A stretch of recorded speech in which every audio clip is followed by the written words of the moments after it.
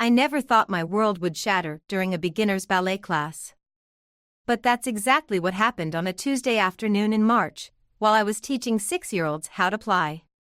My name is Harper, and until that moment, I was living what I thought was my best life. The dance studio my adoptive parents helped me build was thriving, despite the lingering effects of the pandemic. I had 20 little dancers in tutus following my movements in the mirror, their faces scrunched in concentration. "Beautiful form, Lily," I said, smiling at a particularly focused student in the front row. "Remember everyone, shoulders back, chin up." My phone buzzed in my pocket. Usually, I never answer calls during class, but something made me check the screen. The hospital's name flashed across it, making my stomach drop. I'd been dreading this call for weeks.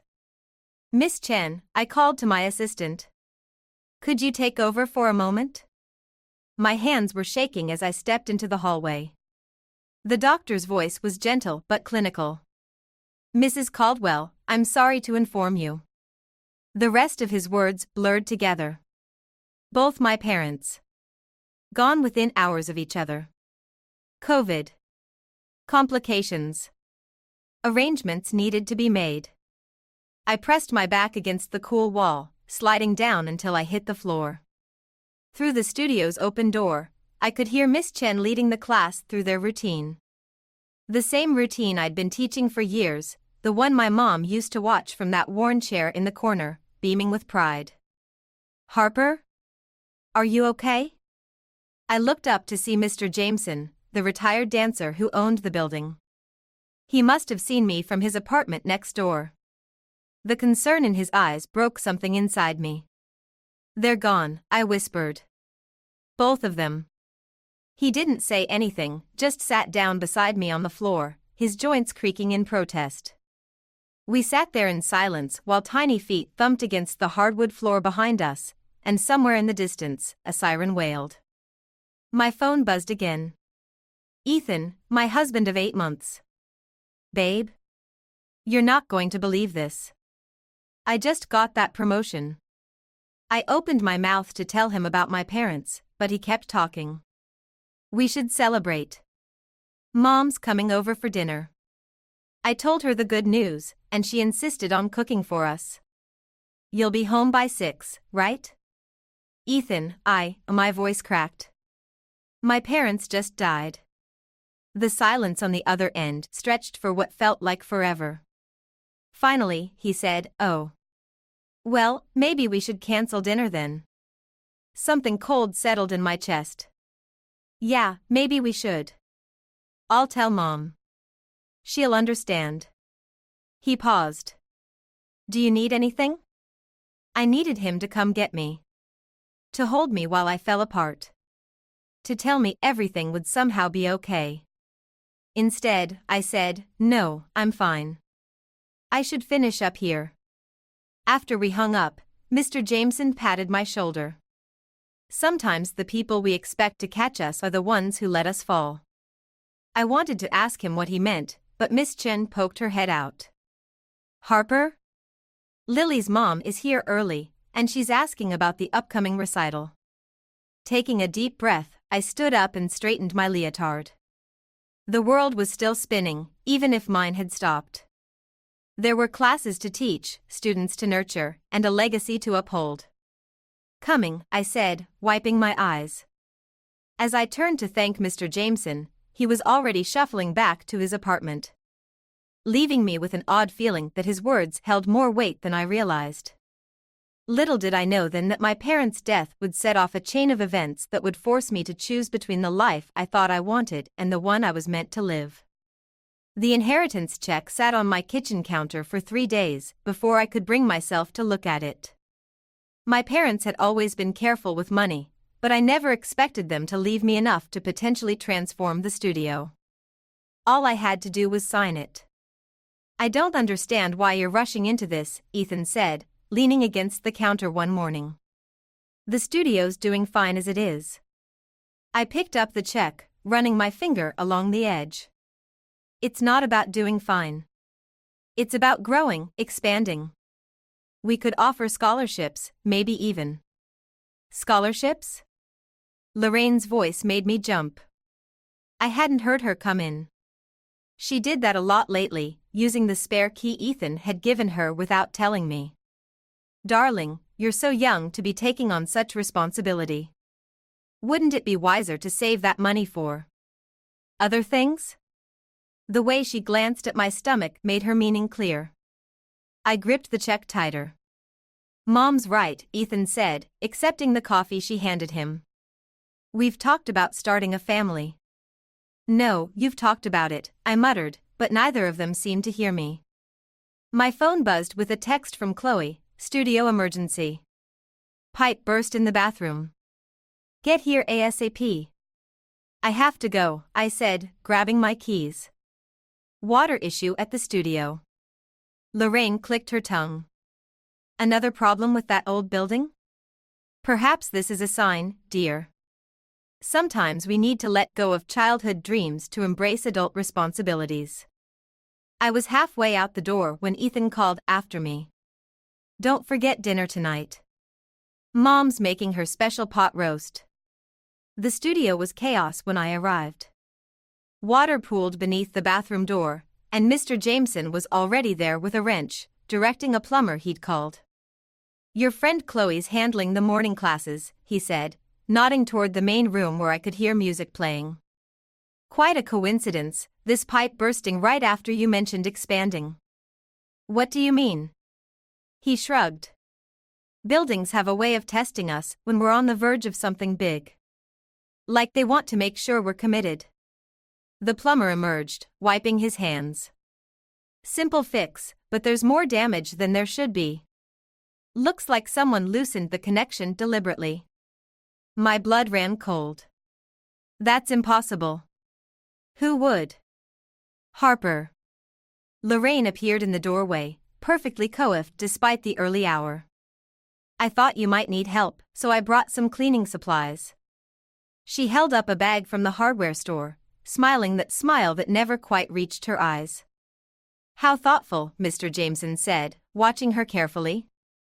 And how did you know about the water damage? Oh, She faltered for a moment. I just assumed, given the age of the building. I spent the rest of the morning mopping up water and rescheduling classes, trying to shake off the uneasy feeling in my stomach. When I finally checked my phone, I had 3 missed calls from Ethan and a text, Mom's upset you didn't thank her for trying to help. Would it kill you to show some gratitude? Chloe found me in the office, staring at the inheritance check. You okay? You look like you've seen a ghost. I think. I hesitated, the words feeling ridiculous even as I said them. I think my mother-in-law might have sabotaged the bathroom. Honestly? Nothing would surprise me after the way she acted at your parents' memorial. Chloe perched on the desk. Remember how she kept telling everyone about your unfortunate adoption situation and how lucky you were that Ethan married you anyway? I did remember, but I'd been too grief-stricken to process it at the time. Now, looking back, I saw a pattern forming. The accidental deletion of my class schedule from the computer. The mysterious negative reviews online that disappeared before I could show them to Ethan. I need to deposit this check, I said suddenly, standing up. Today. Good, Chloe smiled. Because I already called the contractor about those renovation plans we discussed. As I left the office, I caught a glimpse of Lorraine through the studio window, phone in hand, watching me. She waved, all sweetness and light, but I finally saw what Mr. Jameson had been trying to tell me. Sometimes the most dangerous smiles hide the sharpest teeth. I never meant to overhear Ethan talking to his friends at the bar. I'd stopped by to surprise him after class, still riding high from securing the contractor for the studio renovations. But his voice, slightly slurred from happy hour, made me freeze just outside the door. Yeah, she's still playing pretend with her little dance studio, he was saying. It's cute, really. Keeps her busy while I handle the real work. Laughter rippled through his group. I pressed myself against the wall, my heart hammering. At least she inherited some cash, someone said. That's gotta help with the bills. Please. Ethan's scoff felt like a slap. My wife thinks she's going to turn that dump into some kind of performing arts center. Like she's qualified for that. She can barely manage her checking account without me. My phone buzzed. Lorraine, of course. Darling, have you seen the comments on your studio's social media? So concerning. Perhaps we should discuss your online presence over tea? I clicked away from her message to find what she meant. The studio's latest posts were flooded with new comments, questions about my qualifications, concerns about safety protocols, vague hints about inappropriate behavior during private lessons. My hands shook as I scrolled. Harper? I looked up to find Mr. Jameson watching me from his doorway. The walls are thin, he said quietly. I heard you pacing out here. My voice cracked. I don't understand why they're doing this. Some people can't stand to see others fly, he said, especially when they've spent their lives crawling. Inside the bar, Ethan was still talking. Mom's right, it's time Harper grew up. Once she's pregnant, she'll forget about all this dance nonsense. I pushed away from the wall, my decision instant and crystal clear. Instead of confronting Ethan, I headed straight to the studio. The renovation plans were spread across my desk, next to a framed photo of my parents at my first recital. I thought I'd find you here. Chloe appeared in the doorway, holding 2 coffee cups. Lily's mom told me about the online comments. We need to talk. They're trying to stop me, I said, gesturing at the renovation plans. Ethan, Lorraine, they want me to fail. Then don't. She set the coffee down and pulled up a chair. Your parents didn't adopt a quitter. No, I smiled slightly, they adopted a fighter. My phone buzzed again. Ethan, where are you? Mom's worried. She says you're not answering her messages about the social media situation. Before I could respond, another text appeared. By the way, I handled that contractor problem. Told him we're going in a different direction. We can discuss it when you get home. The room seemed to tilt. He canceled the contractor, I whispered. How did he even know? Because Lorraine was watching when I showed you the plans yesterday, Chloe said. I saw her on her phone immediately after. A notification popped up, someone had tagged the studio in a post. It was a photo of me talking to Mr. Jameson in the hallway, clearly taken without our knowledge. The caption read, "Should parents be concerned about the private meetings happening at this dance studio?" Lily's face flashed in my mind, along with all my other students who trusted me, who found joy and confidence in my classes. This wasn't just about me anymore. I need your help, I told Chloe, pulling out a fresh piece of paper. We're going to need evidence of everything, the sabotage, the lies, the photos. All of it. What are you going to do? I thought about Ethan's dismissive laughter, Lorraine's subtle threats, and the legacy my parents left me. I'm going to teach them all what happens when you try to clip a dancer's wings.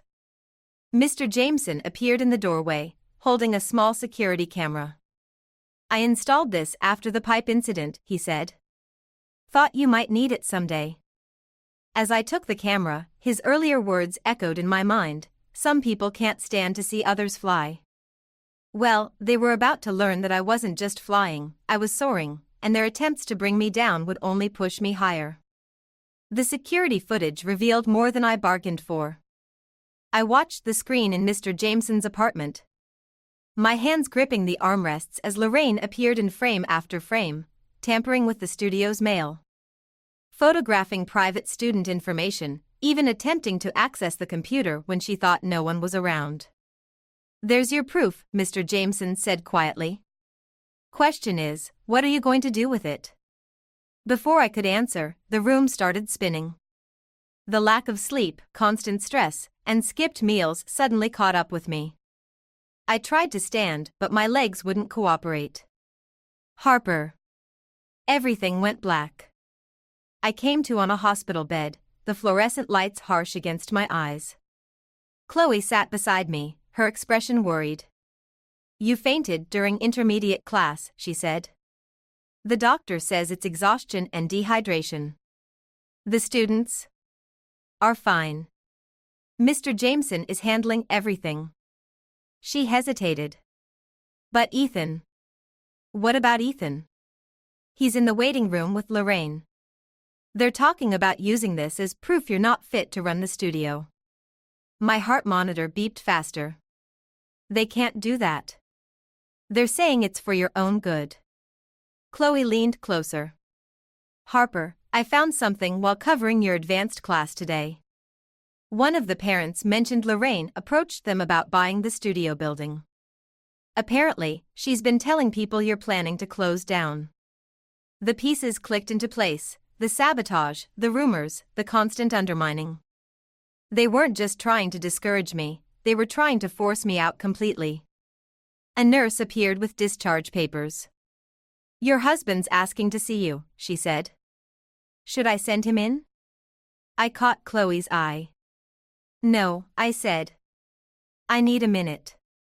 As soon as the nurse left, I swung my legs over the bed's edge. Help me up. We need to get to the studio before they do. You should rest. I'll rest when my parents' legacy is safe. I grabbed my clothes from the chair. There's something in the office safe they can't find. We managed to slip out through a side entrance, but my legs were still shaky. As Chloe drove, I called Mr. Jameson. Don't let anyone in the office, I said. Especially not Lorraine or Ethan. Too late, he replied. They're already here with some real estate agent. But don't worry, I accidentally spilled coffee all over the keypad. Can't seem to remember the combination. I could hear Lorraine's voice in the background. This is ridiculous. As her family, we have every right. Family? Mr. Jameson's voice turned sharp. Family doesn't sabotage someone's dreams. When we arrived, Ethan was pacing outside my office. Harper. What are you doing here? You should be resting. Mom and I have everything under control. I bet you do. I moved past him toward the office, where Lorraine stood with a man in an expensive suit. Darling, you're being hysterical, Lorraine said. We're only thinking of your health. Running this studio is clearly too much for you. I reached for the safe, my fingers steady despite my pounding heart. You want to see what's in here so badly? Fine. The safe clicked open. Inside lay a single envelope, my parents' final letter to me, along with documentation of every investment they'd made in the studio. But more importantly, there was a USB drive containing backup footage from the old security system they'd installed years ago. My parents knew something you don't, Lorraine. I held up the drive. They knew that real family protects each other. They protected me by documenting everything, including your first attempts to interfere with the studio 3 months before they died. The color drained from her face. Behind me, I heard Ethan's sharp intake of breath. So, I said, turning to face them both, should we discuss who's really unfit to be making decisions around here? The room fell silent except for the distant sound of dance music from the main studio, where life went on. Unaware of the war being waged in this small office. I might have fainted earlier, but standing here now, I'd never felt stronger. Sometimes you have to fall before you can rise. And I was done falling. The USB drive sat on my lawyer's desk like a loaded gun.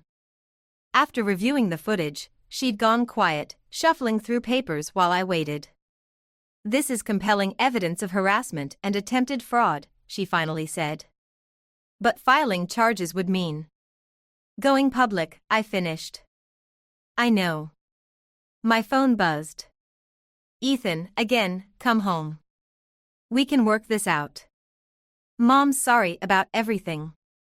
I switched off the phone and turned back to the lawyer. What happens to the studio if I file? Before she could answer, someone knocked. Through the frosted glass, I recognized Lily's mother's silhouette. My stomach dropped, she wasn't supposed to be here. Harper? She pushed the door open, eyes red. We need to talk about what's happening at the studio. The lawyer gathered her papers. I'll give you a moment. Once we were alone, Lily's mom pulled out her phone. These messages. They're from your mother-in-law. She showed me a series of texts suggesting I'd been mishandling studio funds, endangering children. Even hinting at criminal behavior. Other parents got them too. Some are pulling their kids out. My hands started shaking. When did this start? Last night. After you left the hospital. She hesitated. Lily's devastated. She doesn't understand why she can't dance with you anymore. I thought of Lily's face during yesterday's class, right before I fainted, how she'd finally mastered that difficult turn sequence. Beaming with pride. Now Lorraine was trying to take that joy away from her too. I need to get to the studio, I said, standing up. Mrs. Miller said you're not well enough. Mrs. Miller needs to stop speaking for me. The studio was eerily quiet when I arrived. A note on the door announced classes were temporarily suspended due to management issues. Inside, Ethan stood in my office, going through the safe. Looking for something? I asked. He jumped, then tried to cover his surprise with anger. Where have you been? Mom's beside herself. The things you accused her of are all true. I moved to my desk, blocking his access to the safe. And now she's texting parents, trying to destroy everything I've built. She's protecting our family. He slammed his hand on the desk. This studio is tearing us apart. Can't you see that? No, your mother is tearing us apart. And you're letting her. Because she's right. His voice cracked. You care more about this place than our marriage. Than having children. Than everything we planned. We didn't plan anything, Ethan. You and your mother planned it all. The door creaked. Mr. Jameson stood there with Chloe, both looking concerned. Behind them, I glimpsed Lorraine in the hallway, phone in hand. Everything okay in here? Mr. Jameson asked. Fine, Ethan snapped. This is between me and my wife. Not anymore. I pulled out my phone, displaying the group chat where parents were sharing Lorraine's messages. You made it public when you started destroying children's dreams to control me. Lorraine rushed in.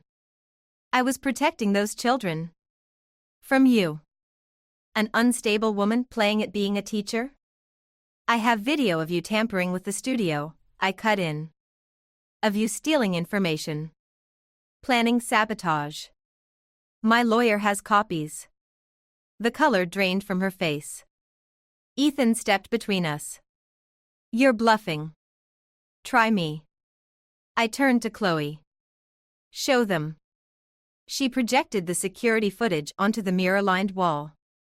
We all watched in silence as Lorraine's schemes played out in stark black and white. I want a divorce, I said quietly. Ethan's laugh was hollow. You'd throw away everything for this dump? No. I looked at my reflection in the mirror, surrounded by the space where I'd always felt most alive. I'm throwing away nothing to save everything. As if on cue, music drifted in from the main studio. Through the window, I saw Lily, practicing her turns alone, refusing to give up her dance dreams. Sometimes the hardest pirouette is the one that spins you away from what's familiar toward what's right. I'd rather dance alone than be trapped in someone else's choreography. The locksmith was changing the studio's locks when Ethan's lawyer called. I let it go to voicemail, focusing instead on the growing crowd of parents and students gathering outside. They'd seen Lorraine's social media posts about the studio's immediate closure. You don't have to be here for this, Chloe said, watching me watch them. Yes, I do. The locksmith finished just as Ethan's car pulled up. He stormed toward the entrance, Lorraine close behind, waving papers. This is harassment, she shouted at the confused locksmith. We're her family. Not anymore, I said through the glass door. And this is private property. Ethan's face darkened. Private property? I helped pay for this place.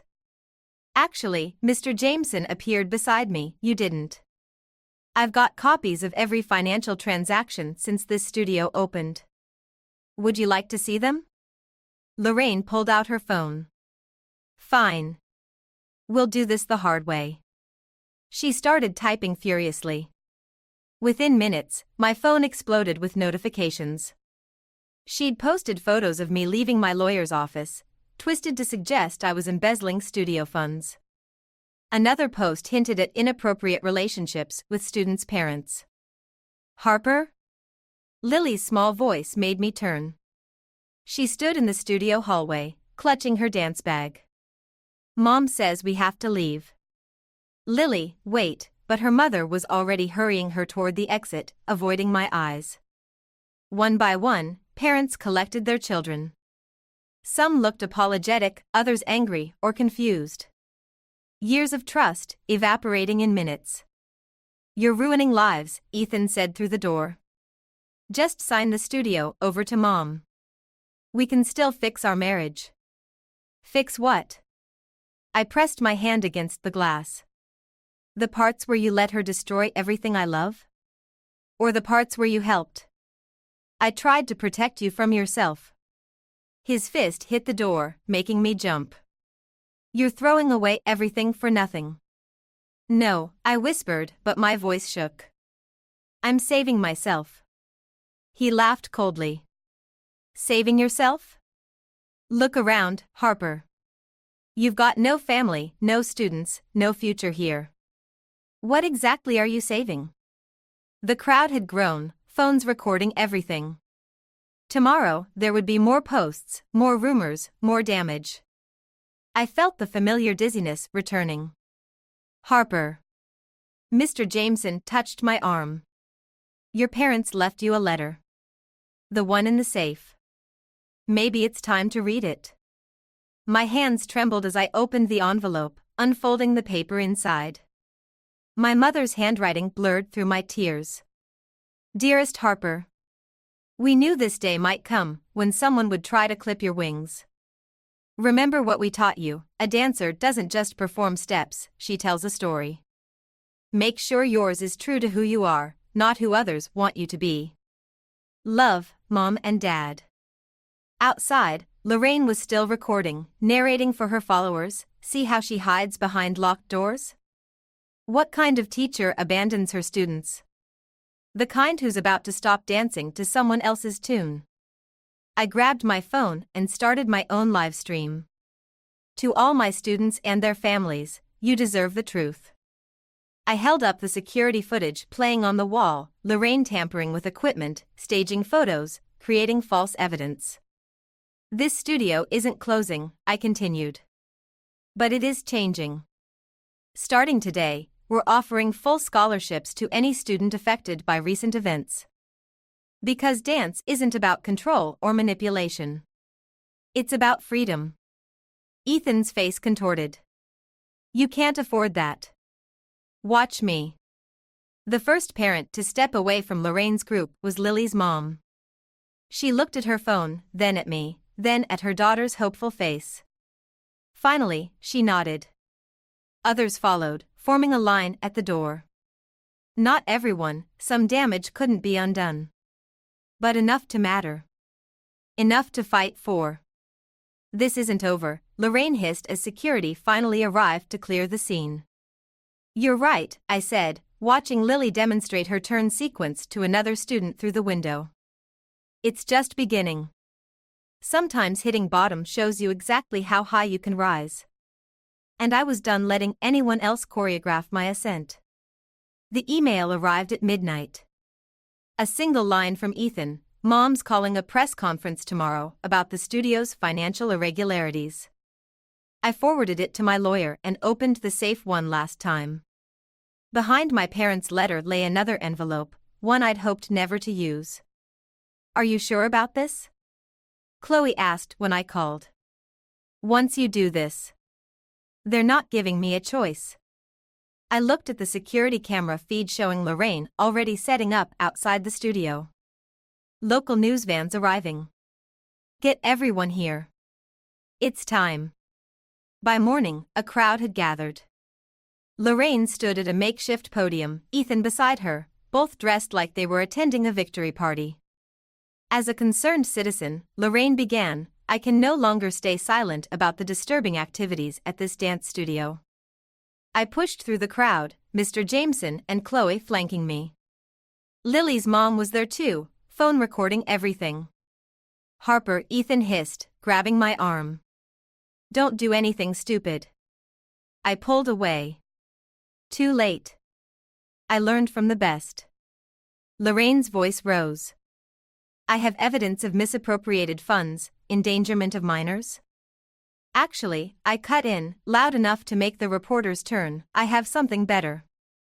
I nodded to Chloe, who connected her laptop to the portable projector we'd set up. The studio's wall became a screen.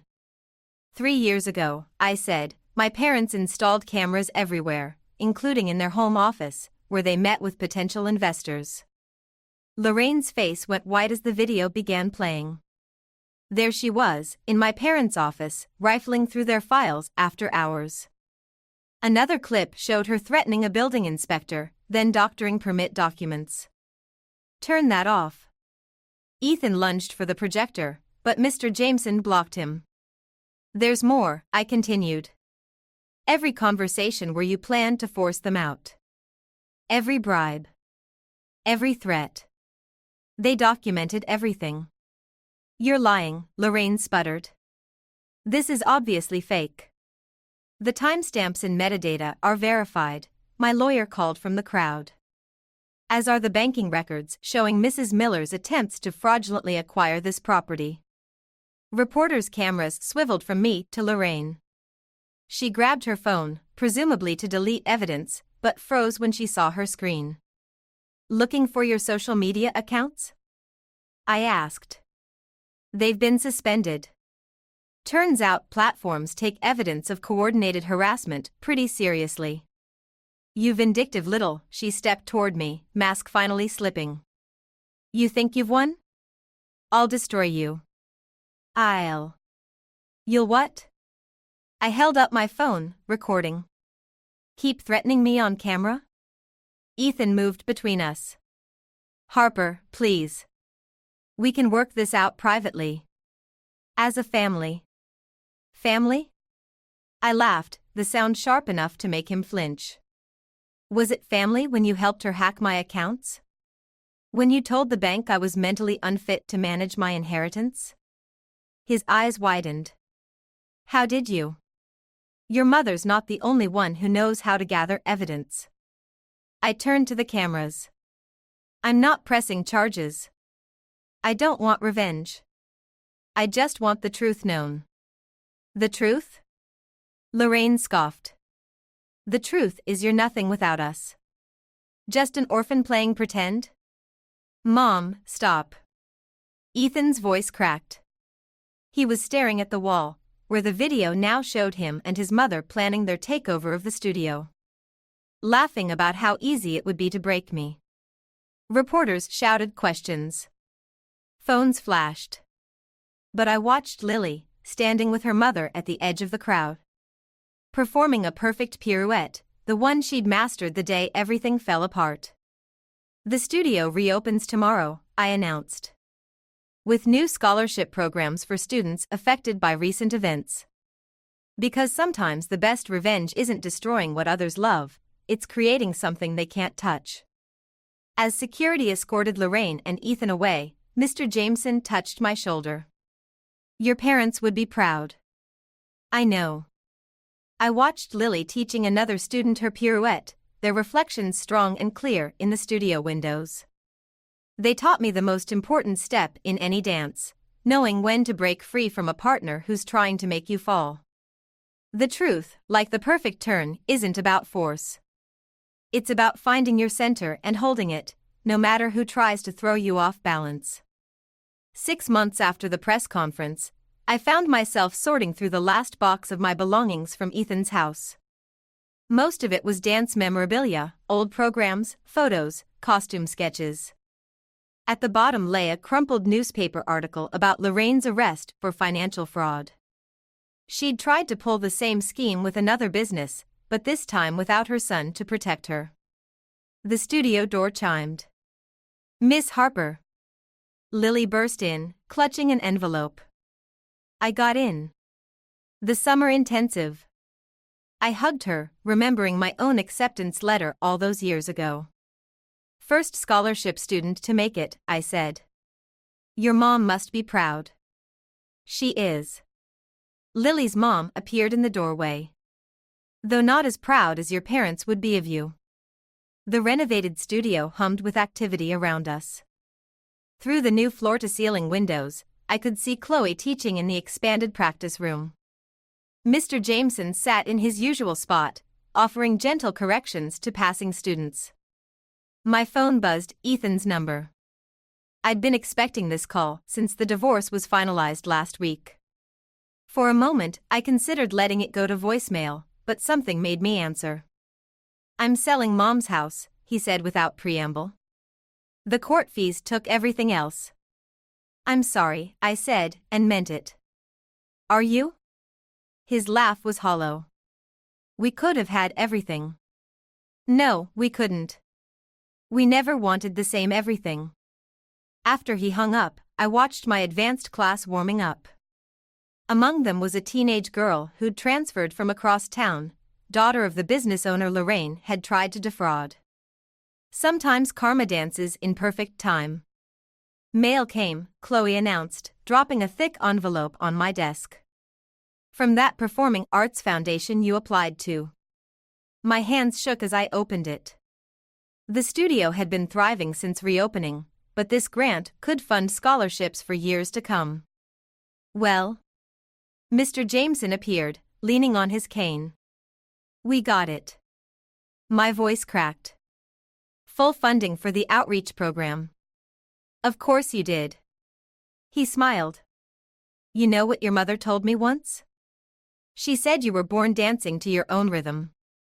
Took them years to realize they shouldn't teach you steps, they should just give you space to create your own." I blinked back tears, remembering Mom's letter. "Make sure yours is true to who you are." The afternoon sun streamed through the windows, catching the new sign above the mirror.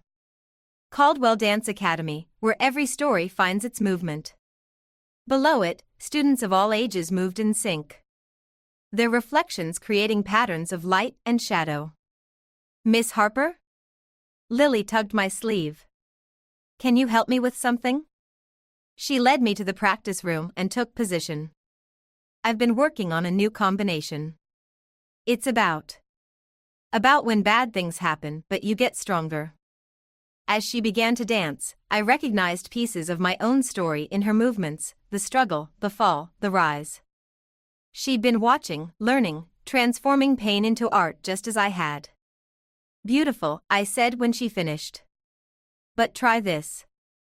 I demonstrated a modification to her final turn, adding a moment of suspension before the landing.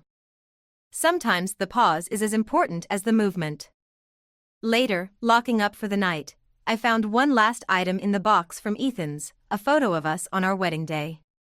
We looked happy, unaware of the cracks forming beneath our feet.